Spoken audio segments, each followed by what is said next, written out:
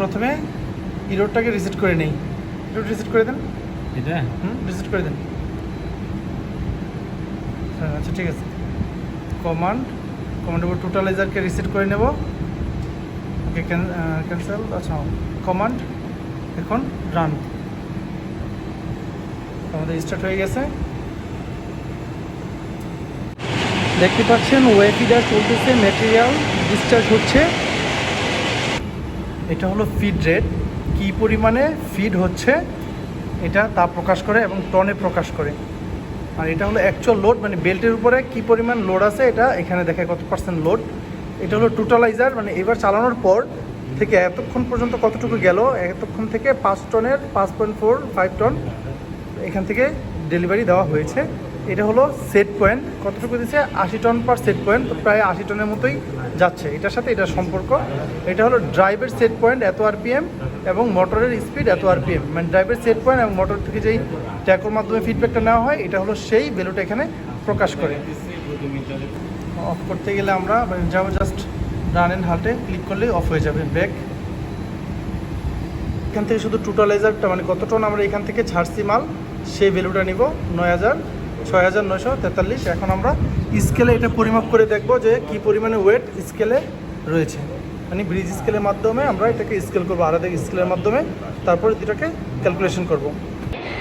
এখানে ম্যাটেরিয়াল সহিত ট্রাকটিকে প্রথমে একটি ব্রিজ স্কেলের উপরে নিয়ে যাচ্ছি। এই ব্রিজ স্কেলের উপরে রেখে আমরা এটাকে ওয়েট নিব, যে ব্রিজ স্কেলের উপরে রাখলাম। এখন আমাদের ব্রিজ স্কেলে দেখবো যে এটা কত টন বা কত কেজি ম্যাটেরিয়াল নেওয়া হয়েছে। তো span correction factor D02 calculation. Span correction factor D02টা হলো, এটা হলো শ্যাঙ্ক প্রসেসের জন্য এই D02 মানে হলো স্পেন কারেকশন ফ্যাক্টরটাকে বোঝায়, এই জন্য এটা এখানে D02 লিখে দিলাম। তো স্পেন কারেকশন ফ্যাক্টরের প্রথমটা হলো আমাদেরকে প্রথমে ইরোর ক্যালকুলেশন করতে হবে। ইরোর ক্যালকুলেশনের জন্য প্রথমে নিতে হবে আউটপুট ভ্যালু, তারপর নিতে হবে ইনপুট ভ্যালু, আর এই দুটাকে আউটপুট থেকে ইনপুট। আউটপুটটা হলো আমরা স্কেল থেকে মেজারিং করে, ব্রিজ স্কেল থেকে মেজার করে যে ভ্যালুটা পাবো, আর এই ইনপুটটা হলো আমাদের ওয়ে ফিডার থেকে যেটা বের হয়েছে, মানে ওয়ে ফিডারের যে ভ্যালুটা সেটা, এর মধ্যে যে রেজাল্টটা পাবো এটা হলো ডিফারেন্স, এই দুটার মধ্যে পার্থক্য, সেই রেজাল্টটা আমরা নিব।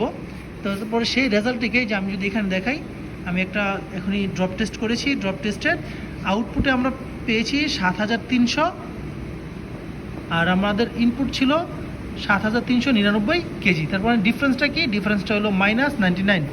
তা আমরা দেখি result divided by input into 100, মানে আমাদের ইরোডটা ক্যালকুলেশন করার জন্য কত পার্সেন্ট সেটা আমাদের এই দেখেন রেজাল্ট কী ছিল 99, রেজাল্ট 99 লিখলাম।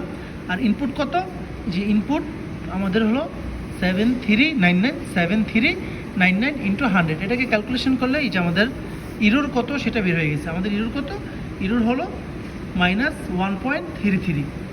এই যে ইরোর ক্লিংকার ইরোর আমাদের সর্বোচ্চ অ্যাকসেপ্টেন্স হলো 0 থেকে -1, অ্যালাউয়েবল ইরোর 0 থেকে -1, যা কিনা ম্যানুয়ালি লেখা থাকে যে এইটাই সর্বোচ্চ ইরোর, এতটুকু থাকতে পারবে, এর বেশি ইরোর থাকতে পারবে না।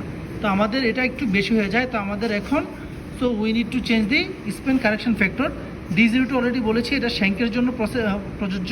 তো এই D02টা আমাদের কতটুকু চেঞ্জ করতে হবে, সেই যে চেঞ্জটা করতে হবে সেটার ক্যালকুলেশনটা হলো এখানে আউটপুট ডিভাইডেড বাই ইনটু আর ডিভাইডেড বাই ওল্ড D02, মানে আগে যে D02টি ছিল, বা আপনি এখানে দেখবেন স্পেন কারেকশন ফ্যাক্টরে আগে যেই ফ্যাক্টরে যে ভ্যালুটি ছিল সেই ভ্যালুটা এখানে বসবে, সমান সমান যেটা আসবে এটাই হলো নিউ D02 বা নিউ স্পেন কারেকশন ফ্যাক্টর।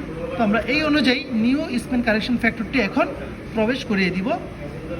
প্রথমে মেনুতে যাব, মেনুতে যাওয়ার পর এখানে পাসওয়ার্ড 87794 এন্টার, লগ ইন। তারপর আমরা যাবো মেনটেন্যান্সে যাওয়ার পর লোড কারেকশন যাওয়ার পর স্পিন কারেকশন যাওয়ার পর আমরা এখন এটাকে কমিয়ে দিব 0.89, এটাকে আমরা 0.88 করে দেবো, এন্টার। আর নিচে যে স্পিন কারেকশন ফ্যাক্টরটা আছে দেখেন, আমি যদি অ্যাকসেপ্ট দেই, এই ভ্যালুটা চেঞ্জ হয়ে অন্যটা চলে আসতেছে, এই জন্য এটাকে ক্লিয়ার করে তারপর আমাদের অ্যাকসেপ্ট দিতে হবে। ব্যাস, এখন আমাদের অ্যাকসেপ্ট হয়ে গেল। এখন আমরা ব্যাকে চলে যাবো।